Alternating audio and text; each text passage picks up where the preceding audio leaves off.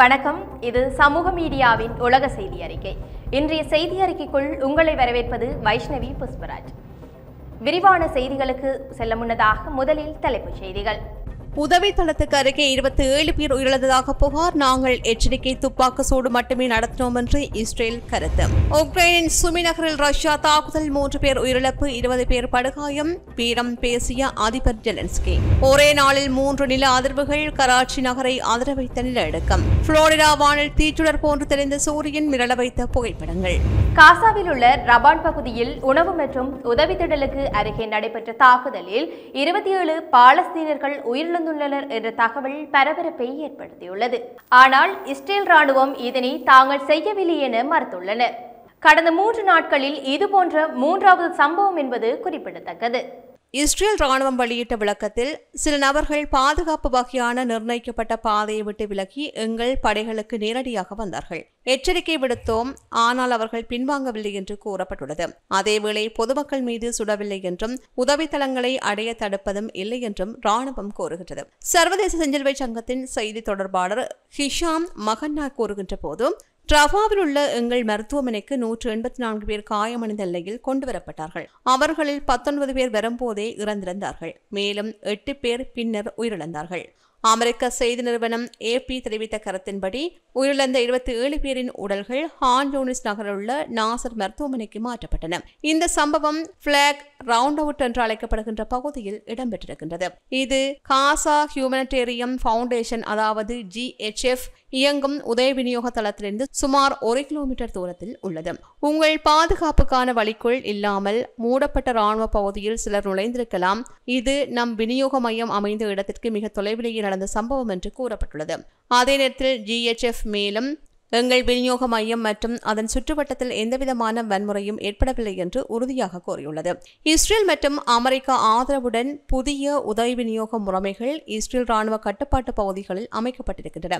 இது ஹமாஸ் இயக்கம் மூலம் உதவிகள் தவறாக பயன்படுத்தப்படுவதை தடுப்பதற்காக உருவாக்கப்பட்டதாக இஸ்ரேல் கூறுகின்றது. ஆனால் ஐக்கிய நாடுகள் அமைப்பு இதனை கண்டித்திருக்கின்றது. இந்த புதிய முறை உண்மையான பசியின் பிரச்சனையை தீர்க்கவில்லை, மாறாக இஸ்ரேல் உதவியையே ஒரு அழுத்த ஆயுதமாக பயன்படுத்துகின்றது என்று UN கூறுகின்றது. இதற்கிடையில் இஸ்ரேல் ராணுவம் இன்னும் ஒரு அறிக்கையில் வடக்கு காசாவில் உள்ள 3 இளம் ராணுவ வீரர்கள் கொல்லப்பட்டதாக தெரிவித்திருக்கின்றது. அவர்கள் அனைவரும் 20 வயதுக்கு உட்பட்டவர்கள் என்று கூறப்படுகின்றது. இவர்கள் ஜபாலியா பகுதியில் நடந்த தாக்குதலில் பலியாகியதாக இஸ்ரேல் ஊடகங்கள் செய்தி வெளியிட்டன. மார்ச் மாதத்தில் ஹமாஸுடனான உடன்பாட்டை முடிவுக்கு கொண்டு வந்த பின்பு இடம்பெற்ற மிகப்பெரிய ராணுவ இழப்பாக இதனை கருதுகின்றது. போருக்குள் வாழுகின்ற மக்கள் உணவுப் பொட்டலங்களை அடைவதற்கு உயிரை கொடுக்க வேண்டிய சூழ்நிலை காசாவில் உருவாகியுள்ளது. உதவி திட்டங்களே ராணுவ பாதுகாப்புக்குள் சென்றுவிட்ட சூழலில் மனிதாபிமானத்தை பாதுகாப்பது மிக கடினமான செயலாவதாக கூறப்பட்டுள்ளது. இந்த நிலைமை மீண்டும் தொடர நிலையில் இது இரு நாடுகளின் நடவடிக்கைகளுக்கு மட்டும் தீர்வு அளிக்கக்கூடியவை அல்ல என்றும் தெரிவிக்கப்படுகின்றது. உக்ரைனின் வடகிழக்கு எல்லையில் அமைந்த சுமி நகரில் இன்று ரஷ்யா கடுமையான தாக்குதலை முன்னெடுத்துள்ளது. பல்லாயிரக்கணக்கான கிலோமீட்டர்களை எட்டக்கூடிய பல்நோக்கு ராக்கெட் MLRS மூலம் தாக்குதல் நடத்தப்பட்டதில் குறைந்தது 3 பொதுமக்கள் உயிரிழந்துள்ளார்கள். மேலும் 20 பேர் காயமடைந்துள்ளதாக உக்ரைன் தேசிய அவசர சேவைகள் தெரிவித்துள்ளது. இந்த தாக்குதலுக்கு முன்னதாகவே மாஸ்கோ 112 ட்ரோன்கள், அதில் பெரும்பாலும் ஷாகித் வகை மூலமான ட்ரோன்களால் உக்ரைனை குறிவைத்து தாக்கியது. இதில் 60 ட்ரோன்கள் வெற்றிகரமாக வீழ்த்தப்பட்டதாகவும் மேலும் 15 ட்ரோன்கள் மின்னணு போரியல் வழியாக தடுக்கப்பட்டது என்றும் உத்தியோக அறிக்கைகள் கூறுகின்றன. உக்ரைன் அதிபர் விளாடிமிர் ஜெலன்ஸ்கி இந்த தாக்குதல் குறித்து வன்மையான கண்டனத்தை தெரிவித்தார்.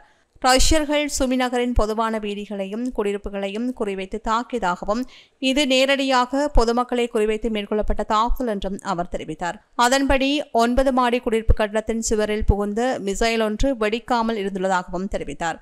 சுமி மாவட்ட ராணுவ நிர்வாகம் வெளியிட்ட தகவல்களின் அடிப்படையில் இந்த தாக்குதலில் மருத்துவமனைகள், குடியிருப்புகள் மற்றும் வாகனங்களுக்கு பாரிய சேதங்கள் ஏற்பட்டிருக்கின்றன.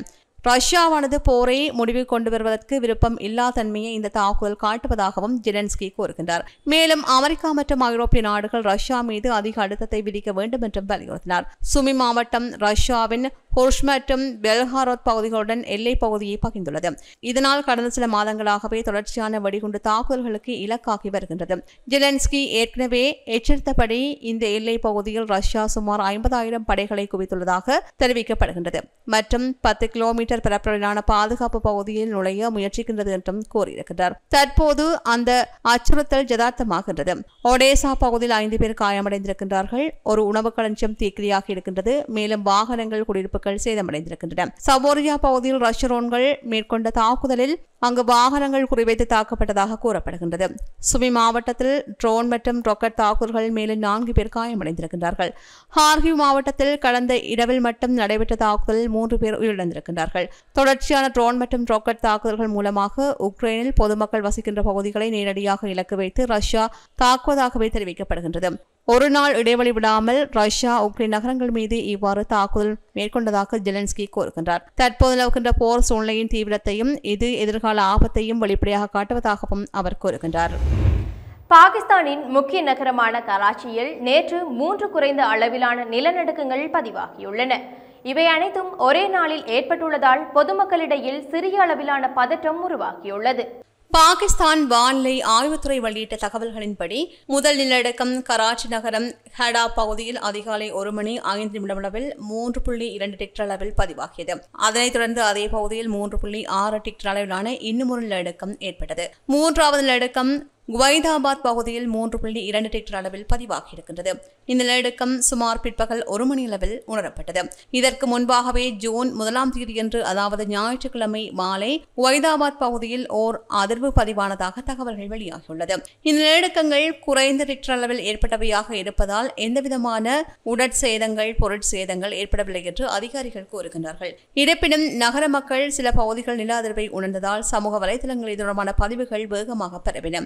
நிலநடுக்கம் ஏற்பட்டது மட்டுமல்லாமல் அதற்கு பின்விளைவாக ஹோக்ரபார், மலிர், லாந்தி, வியூச்சர்மோர், ஹுல் அகமது மற்றும் ஹாஸ்பிட்டல் ஷராங்கி உள்ளிட்ட பகுதிகளிலும் சிறு அதிர்வுகள் உணரப்பட்டதாக கூறப்படுகின்றது.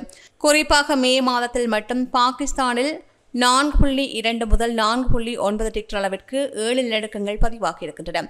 இதனாலேயே தற்போது நிகழும் சிறு அதிர்வுகள் தீவிரமாக பார்க்கப்படவில்லை என்றாலும் பாதுகாப்பு முன்னெச்சரிக்கைகள் அவசியம் என்பதே நிபுணர்களின் கூற்றாகும். இதேவேளை பாகிஸ்தானில் ஏற்பட்ட நில அதிர்வு காரணமாக பல சம்பவங்களும் அங்கு அரங்கேறி இருக்கின்றன. அதாவது பாதுகாப்பு காரணங்களுக்காக கராச்சியின் மாலிர் சிறையில் இருந்த கைதிகள் மற்றொரு இடத்திற்கு கொண்டு செல்லப்பட்டார்கள். இதனை பயன்படுத்திக் கொண்ட கைதிகள் 200க்கும் மேற்பட்டோர் சிறையில் இருந்து தப்பி சென்றதாக கூறப்படுகின்றது. சம்பவம் நடந்த நேரத்தில் மாலிர் சிறையில் 6000க்கும் மேற்பட்ட கைதிகள் இருந்ததாகவும் அவர்களில் பெரும்பாலானோர் போதைப்பொருள் தொடர்பான வழக்குகளில் ஈடுபட்டவர்கள் என்றும் கூறப்படுகிறது. நிலநடுக்கத்தின் போது முன்னெச்சரிக்கை நடவடிக்கைக்காகவே 600க்கும் மேற்பட்ட கைதிகள் தங்கள் முகாம்களில் இருந்து வெளியேற்றப்பட்டார்கள். அப்போது சிறையில் இருந்த 200க்கும் மேற்பட்ட கைதிகள் தப்பி சென்றிருக்கின்றார்கள். அவர்கள் 80க்கும் மேற்பட்ட கைதிகள் மீண்டும் கைது செய்யப்பட்டுள்ளதாக கூறப்படுகின்றது. 135க்கும் மேற்பட்ட கைதிகள் தலைமறைவாக உள்ளதாகவே தகவல்கள் கூறுகின்றன.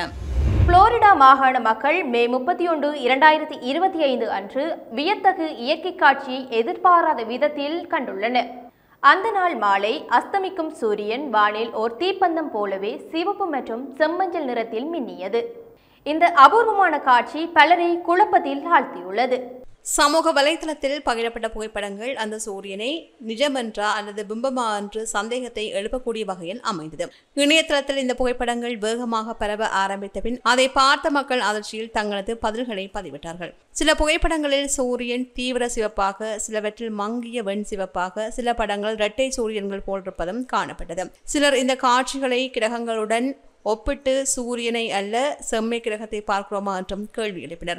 இந்த வினோத காட்சிக்கு மிக எளிய மற்றும் விஞ்ஞான ரீதியான விளக்கமும் கொடுக்கப்பட்டிருக்கின்றது. அதாவது இது பற்றி வானிலை ஆய்வாளர்கள் கூறுகின்ற போதும் இந்த அதிசய சூரிய தோற்றத்திற்கு காரணமாக இருந்தது கனடாவில் ஏற்பட்ட காட்டுத்தீயின் புகை என்று கூறினார்கள். WQAD நியூஸ் 8 சேனலுக்கு தேசிய வானிலை நிபுணர் வழங்கிய செவ்வியில் புகை மேலுள்ள வளிமண்டலத்திற்கு சென்றுவிட்டால் அது வெளிச்சத்தின் அலைநீளங்களை மாற்றிவிடும்.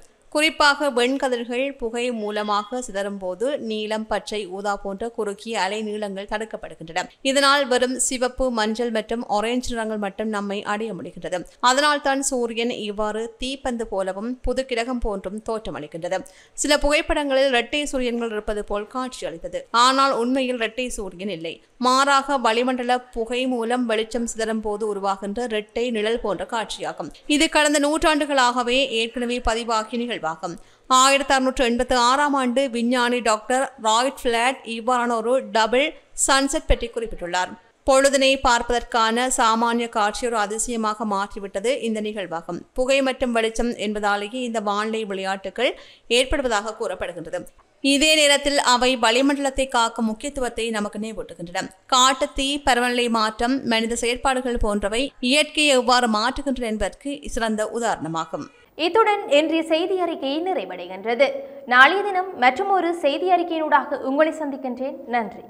இது போன்ற பல செய்திகளை தெரிந்து கொள்ள நம்முடைய சமூக மீடியா யூடியூப் சேனலை சப்ஸ்கிரைப் செய்து அருகிலுள்ள பெல் பட்டனை கிளிக் செய்யுங்கள். மேலும் செய்திகளை உடனுக்குடன் தெரிந்து கொள்ள samoogamedia.com என்ற இணையதளத்தின் வாயிலாக எங்களுடன் இணைந்திருங்கள்.